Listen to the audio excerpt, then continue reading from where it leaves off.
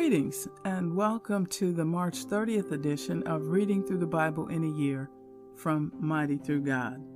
Today we'll be reading Deuteronomy chapter 13, verse 1 through chapter 15, verse 23, Luke chapter 8, verses 40 through chapter 9, verse 6, Psalm 71, verse 1 through 24, and Proverbs 12, verses 5 through 7. And today I'll be reading from the New International Version. This section is titled, Worshipping Other Gods. If a prophet, or one who foretells by dreams, appears among you and announces to you a sign or wonder, and if the sign or wonder spoken of takes place, and the prophet says, "Let us follow other gods, gods you have not known, and let us worship them," you must not listen to the words of that prophet or dreamer. The Lord your God is testing you to find out whether you love him with all your heart and with all your soul. It is the Lord your God who you must follow, and him you must revere. Keep his commandments and obey him, serve him and hold fast to him. That prophet or dreamer must be put to death for inciting rebellion against the Lord your God, who brought you out of Egypt and redeemed you from the land of slavery. That prophet or dreamer tried to turn you from the way the Lord your God commanded you to follow. You must purge the evil from among you. If your very own brother, or your son or daughter, or wife you love, or your closest friend secretly entices you, saying, "Let us go and worship other gods," gods that neither you nor your ancestors have known, gods of the peoples around you, whether near or far, from one end of the land to the other. Do not yield to them or listen to them. Show them no pity. Do not spare them or shield them. You must certainly put them to death. Your hand must be the first in putting them to death, and then the hands of all the people. Stone them to death because they tried to turn you away from the Lord your God, who brought you out of Egypt, out of the land of slavery. Then all Israel will hear and be afraid, and no one among you will do such an evil thing again. If you hear it said about one of the towns the Lord your God is giving you to live in, that troublemakers have arisen among you and have led the people of their town astray, saying, "Let us go and worship other gods, gods you have not known," then you must inquire, probe, and investigate it thoroughly. And if it is true, and it has been proved that this detestable thing has been done among you, you must certainly put to the sword all who live in that town. You must destroy it completely, both its people and its livestock. You are to gather all the plunder of the town into the middle of the public square and completely burn the town and all its plunder as a whole burnt offering to the Lord your God. That town is to remain a ruin forever, never to be rebuilt, and none of the condemned things are to be found in your hands. Then the Lord will turn from his fierce anger, will show you mercy, and will have compassion on you.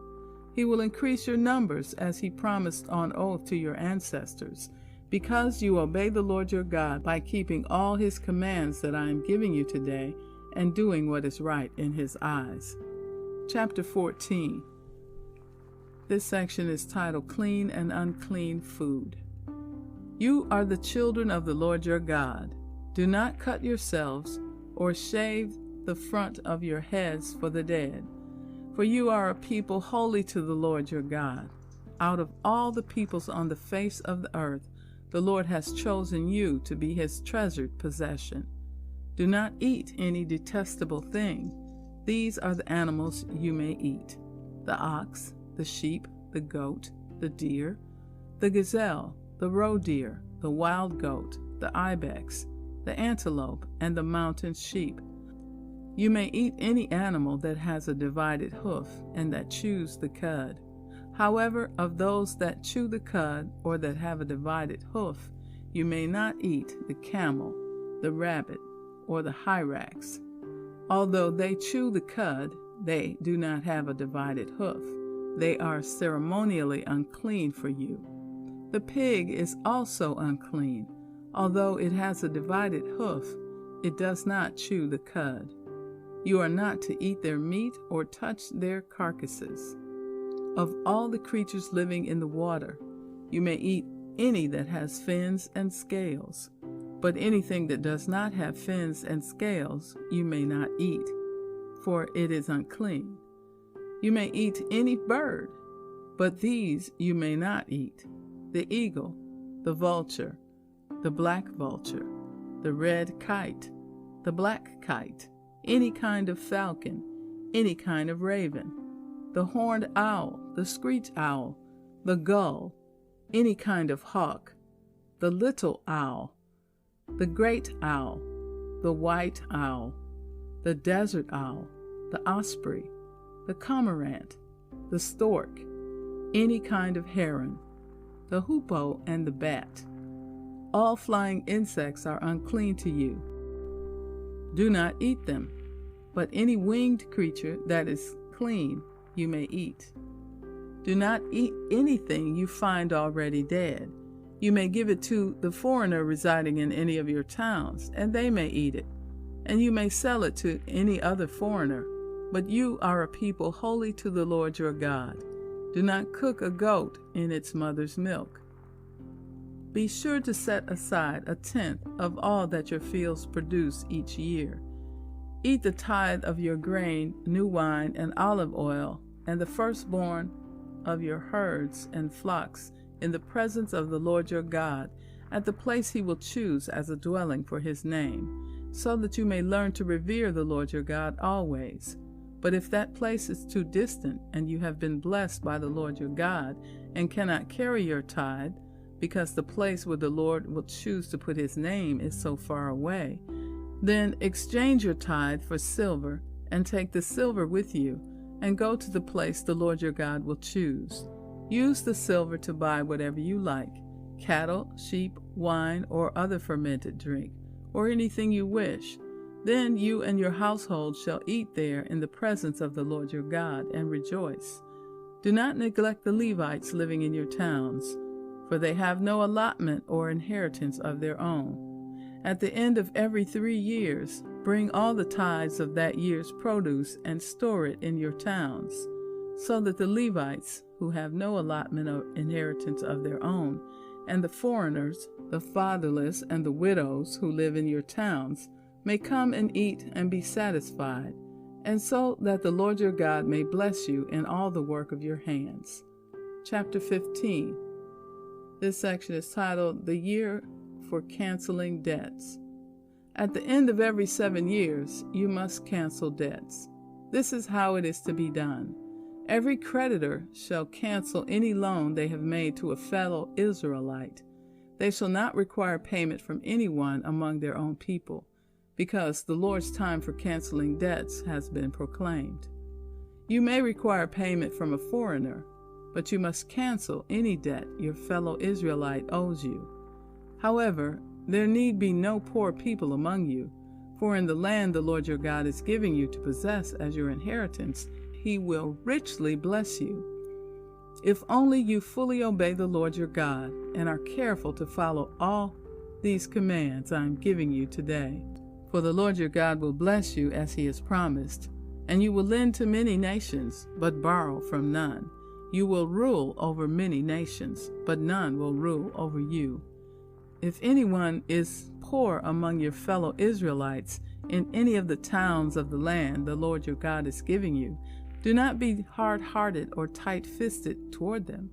Rather, be open-handed and freely lend them whatever they need. Be careful not to harbor this wicked thought.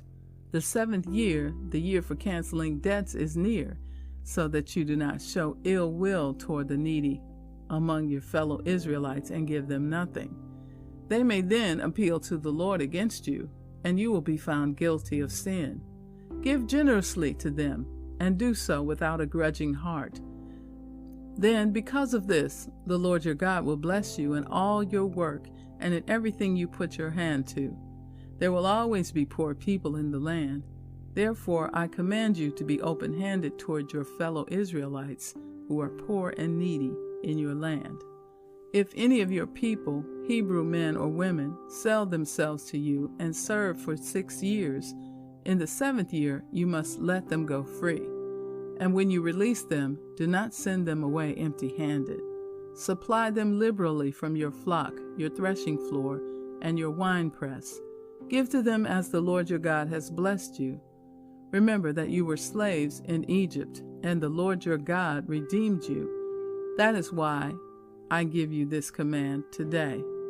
But if your servant says to you, I do not want to leave you, because he loves you and your family and is well off with you, then take an awl and push it through his earlobe into the door, and he will become your servant for life. Do the same for your female servant. Do not consider it a hardship to set your servant free, because their service to you these 6 years has been worth twice as much as that of a hired hand, and the Lord your God will bless you in everything you do. Set apart for the Lord your God every firstborn male of your herds and flocks. Do not put the firstborn of your cows to work, and do not shear the firstborn of your sheep. Each year you and your family are to eat them in the presence of the Lord your God at the place he will choose. If an animal has a defect, is lame or blind, or has any serious flaw, you must not sacrifice it to the Lord your God. You are to eat it in your own towns. Both the ceremonially unclean and the clean may eat it, as if it were gazelle or deer. But you must not eat the blood. Pour it out on the ground like water. Luke chapter 8, beginning with verse 40. This section is titled, Jesus Raises a Dead Girl and Heals a Sick Woman. Now, when Jesus returned, a crowd welcomed him, for they were all expecting him. Then a man named Jairus, a synagogue leader, came and fell at Jesus' feet, pleading with him to come to his house, because his only daughter, a girl of about 12, was dying. As Jesus was on his way, the crowds almost crushed him, and a woman was there who had been subject to bleeding for 12 years, but no one could heal her. She came up behind him and touched the edge of his cloak, and immediately her bleeding stopped. "Who touched me?" Jesus asked. When they all denied it, Peter said, "Master, the people are crowding and pressing against you." But Jesus said, "Someone touched me. I know that power has gone out from me." Then the woman, seeing that she could not go unnoticed, came trembling and fell at his feet. In the presence of all the people, she told why she had touched him and how she had been instantly healed. Then he said to her, "Daughter, your faith has healed you. Go in peace." While Jesus was still speaking, someone came from the house of Jairus, the synagogue leader. "Your daughter is dead," he said. "Don't bother the teacher any more." Hearing this, Jesus said to Jairus, "Don't be afraid, just believe, and she will be healed." When he arrived at the house of Jairus, he did not let anyone go in with him except Peter, John, and James, and the child's father and mother. Meanwhile, all the people were wailing and mourning for her. "Stop wailing," Jesus said. "She is not dead, but asleep." They laughed at him, knowing that she was dead. But he took her by the hand and said, "My child, get up." Her spirit returned, and at once she stood up. Then Jesus told them to give her something to eat. Her parents were astonished, but he ordered them not to tell anyone what had happened. Chapter 9. When Jesus had called the 12 together, he gave them power and authority to drive out all demons and to cure diseases, and he sent them out to proclaim the kingdom of God and to heal the sick. He told them, "Take nothing for your journey, no staff, no bag, no bread, no money, no extra shirt. Whatever house you enter, stay there until you leave that town. If people do not welcome you, leave their town and shake the dust off your feet as a testimony against them." So they set out and went from village to village, proclaiming the good news and healing people everywhere. Psalm 71. In you, Lord, I have taken refuge. Let me never be put to shame. In your righteousness, rescue me and deliver me. Turn your ear to me and save me. Be my rock of refuge, to which I can always go. Give your command to save me, for you are my rock and my fortress. Deliver me, my God, from the hand of the wicked, from the grasp of those who are evil and cruel. For you have been my hope, sovereign Lord, my confidence since my youth. From birth I have relied on you.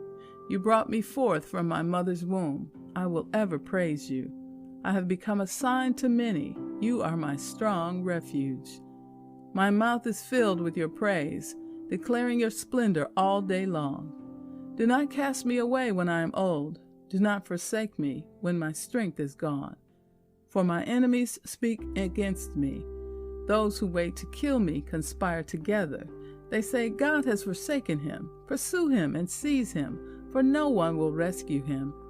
Do not be far from me, my God. Come quickly, God, to help me. May my accusers perish in shame. May those who want to harm me be covered with scorn and disgrace. As for me, I will always have hope. I will praise you more and more.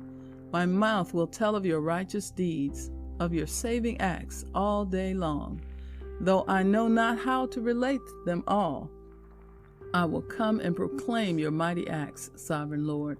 I will proclaim your righteous deeds, yours alone.